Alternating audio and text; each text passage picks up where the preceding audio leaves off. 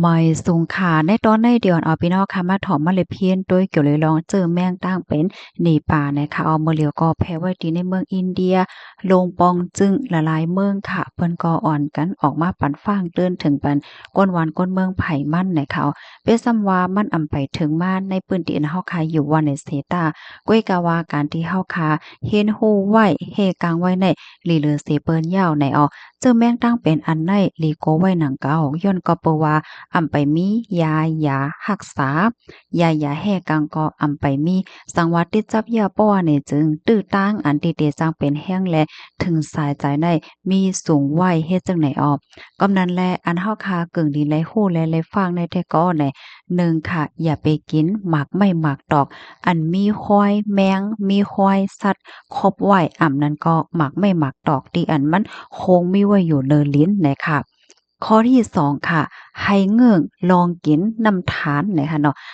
ตั้งมันเขาได้ฮอดท่านหยี่ในขณะอันลูกมาตีโตนมันนั่นคันนั้นยอก็น้ำหมักไม่อันลิบมันอันที่อำไปไล่ต้มไล่ขงไล่เจ้อนั่นไหนออกข้อที่สามค่ะเมื่อว่าเฮาคาได้กินหมักไม่หมักตอกเมื่อไรก็เย้าหาไลล่างกูปอกกูกำจังไหนค่ะอ้ออันเฮาคากึ่งดีไลฮู้ไว้และเฮ็ดสร้างอยู่พ่องยามมื้อเหลียวในค่ะนะคาใจกินตั้งยามอันสุกมันอันหมดใสหมักไม่หมักดอกไหนก็หาไลเป็นหมักไม่ดีอันล่างยาวแลอำใจหมักไม่หมักดอกดีอันมีไว้แมงโตสัตว์ครบอำนั้นก็หมักไปตีตกไตปื้นลิ้นไหนนั่นค่ะออกกำในเฮาคามาถ่อมด้วยแทงลองตั้งลายโหย่อยยามมันเจอแมงอันนี้มันเป็นอีสังแหนงเจอแมงอันในไหนเมื่อแต่มันได้ก็มันลุกมาดีโตสัตว์โตวิงค่ะเนาะสีแลแหนมันจางสู่จู้โตสัตว์ต่างเจอต่างเปิงไหลปยก็ซ้ำจังมาสู่จู้กวนเฮาขาไหลโดยน้ำลายเนาะน้ำมูกว่าเลิศสัตว์ว่าเจอในเฮ็ดไหนค่ะเอาย้อนก็เพราะว่าหวิงแน่มันกินหมากไหม้จ่องแม่นค่ะเนาะโตสัตว์อันจังเอาเจอแมงติหวิงเสมาจู้กวนให้ได้ก็เหมือนเจิ้งหนังหมูม้าแปะแกะเจอในออกข้อที่สองค่ะสอนเจ้าหนังว่าก้นก้อนหนึ่งติดจับยาเพราะว่าเนี่ยจึงก้นก้อนหนึ่งและก้อนหนึ่งซ้ำจางติดจับกันเทียงมันบอกว่าในตรงวงก้นหนังกันก็จางติดจับกันโดยลายที่ว่าอยู่จำก้นเป็นเนาะนำลายว่ะขี้เติกว่ะน้ำมูกว่ะสังว่าเจ้าในอธิกามันอันจังติดจับรายงายแท้ก็ก้นลุมลาก้นเป็นหมอยาหมอยาลุ่มลาเขาหลายเจ้าในเนี่ยออก ข้อที่สามค่ะกินอาหาราตั้งกินตีอันอำมดไซเหมือนจังหนังหมากไหม้ตีอันมีควายเมียงครบควายสัตว์ครบกินน้ำอันอ่ำมดไซอ่ำนั้นก็กินน้ำอันลูกมาตีหมักไม่ห้าหมอกไม่ห้าตีมันจางโกเก๋อไว้น้ำลายเยียวโตสัตว์วะวิงวะเจอในไหนออกกำในเฮาคามาถ่อมด้วยเทียงตอนหนึ่งค่ะเจอแม่งหนีป่าใน เพราะว่าเป็นเหย้าในจึงมันซำเตมีฝางหางจึงหือพองหลาไหนเมื่อแต่มันในได้ก่อแหน่เตมีลมหนาวโหเจ็บจอมเนื้อจอมโตคอเจ็บต้องโคนไข้หักฝางหางมันได้ก่อง่ายๆเหมือนจังหนังตั้งเป็นไข้หวัดใหญ่นั่นยาวค่ะบางก็ในจางเตึกเคิกป้าเซ็นลมถวยใจจังไหนคะนะเหมือนจังหนังว่าถวยใจหยาบถวยใจกับ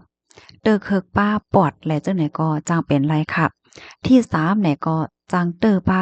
ออกอ๋อมันหนังออกอ๋อแน่มันมึงหวังหว่าหังว่าให้ไหนอ๋อสังว่าเป็นตั้งสามคักตอนที่อันว่ามาในได้ก็ป่องว่ามันแห้งยาวนั่นค่ะนะเนาะก็ให้ไลคลิปเนี่ยกว่าหาหมอยาไหนค่ะอ๋อกำในเฮาค่ะมาโดยลอกลายแห่กลางมันค่ะข้อที่หนึ่งล้างมือใกล้ๆล้างมือให้หมดไซอยู่ตาสิ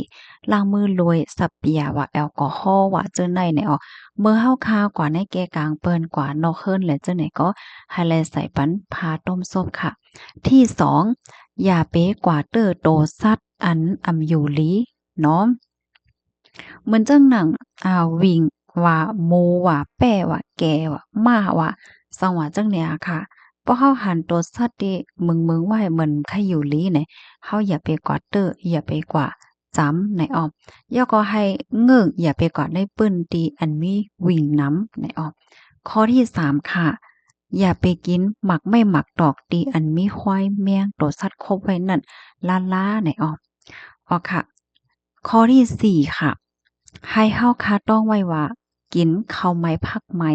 และอันหมดใสอยู่ตาสีเนี่ยป้องว่าป้องว่ากินอันที่มันสุกเหี่ยวเฮ็ดจังเนี้ยนะเงิงเลยก็เงิงลองอันที่เฮาคากินอันลิบตั้งกินลิบแหละจังไหนข้อมูลตอนในค่ะเลยเปิงอิงออกมาที่ห้องการฝ่ายป้ายอยู่ลีเมืองไทยเตรียมต่างเปิ้นเผาป้องเลี้ยงไว้ว่าไหนค่ะ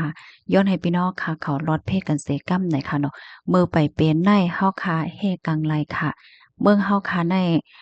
มันอำไปมีมันอำไปมาเพียวว่าในเสตะฮู้ไว้ฟังไว้ในเลเลเซเปิ้นยาวค่ะเนาะหมอยซุงค่ะ